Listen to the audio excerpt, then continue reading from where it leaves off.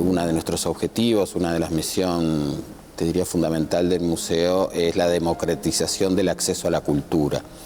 Y es bastante complejo. Una de las líneas es modificar, estamos hablando de que el museo tiene un poco más de 100 años ya, desde lo arquitectónico hasta lo conceptual, estoy hablando de las visitas guiadas, estoy hablando de las exposiciones desde el vamos, pensar en las características de todos los ciudadanos para que sea realmente inclusivo. Eso ha significado un cambio muy importante. De orden físico, arquitectónico, urbano, de empatía, además de conocer la realidad, de conocer. Cuando nosotros hicimos, por ejemplo, un proyecto en el 2016 que se llamó Museo Amigo, que todavía hay un recorrido autónomo para más de 30 obras de la colección, con modelos 3D y un audio que el visitante estaba pensado sobre todo para personas ciegas y de baja visión, en un museo de artes visuales, que es un extremo bien importante. No había forma de llegar al museo. No había dispositivos arquitectónicos como rampas de acceso al museo. Recién en el año 2014 pudimos implementar las rampas y el ascensor.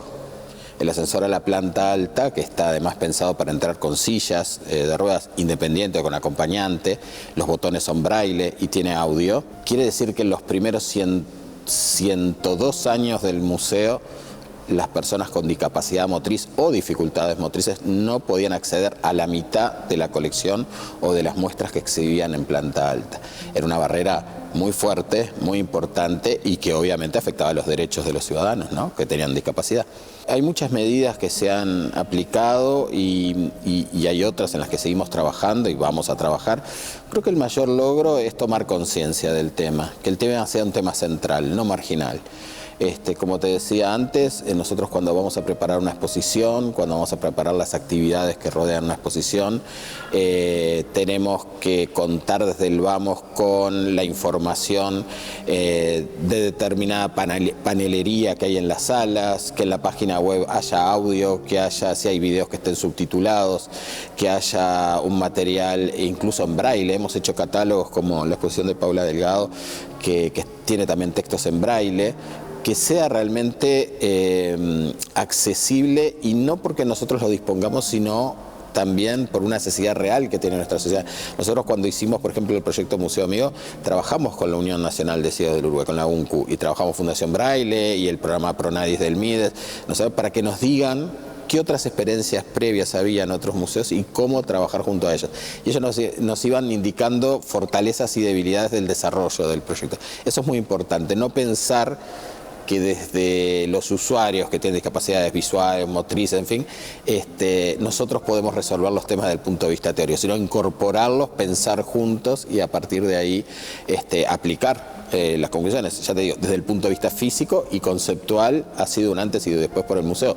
No hay forma de pensar en el Museo Nacional de Artes Visuales cualquier actividad sin tener en cuenta el tema de inclusión para las personas con discapacidad.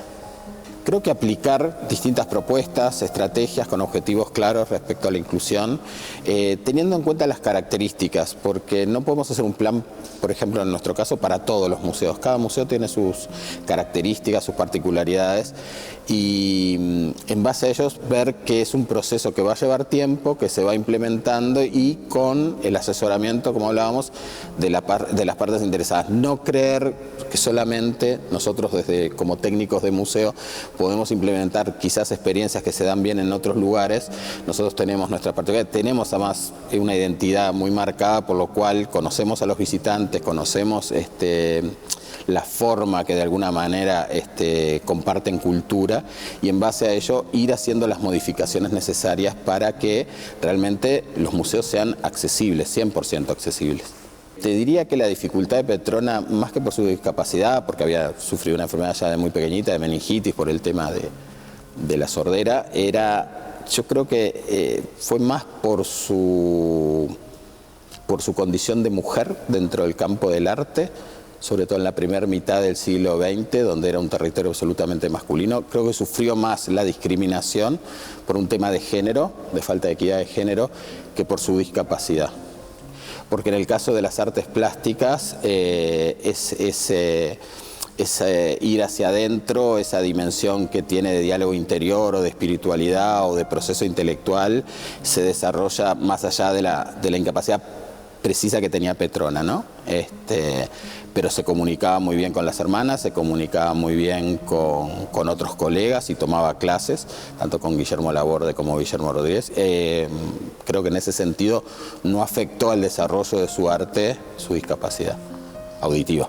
El arte necesita de una distancia temporal o un cierto alejamiento para tomar la perspectiva del valor de un artista, ¿no? Aquí en el museo tenemos artistas desde fines del siglo XIX hasta nuestros días, pero en el caso de Petrona y a través del trabajo que han hecho Verónica Panella y María Eugenia Grau, que son las curadoras de El Hacer Insondable, lo que podemos verificar es la modernidad, la actualidad, una mirada poderosa sobre el otro, sobre su familia, sobre los niños, sobre el paisaje, y te diría que es curioso la relación que establecen con la obra de Petrona artistas, investigadores, críticos, visitantes, con otros artistas, incluso de gran renombre internacional, que surgen, en su trabajo surgen muchísimas décadas después.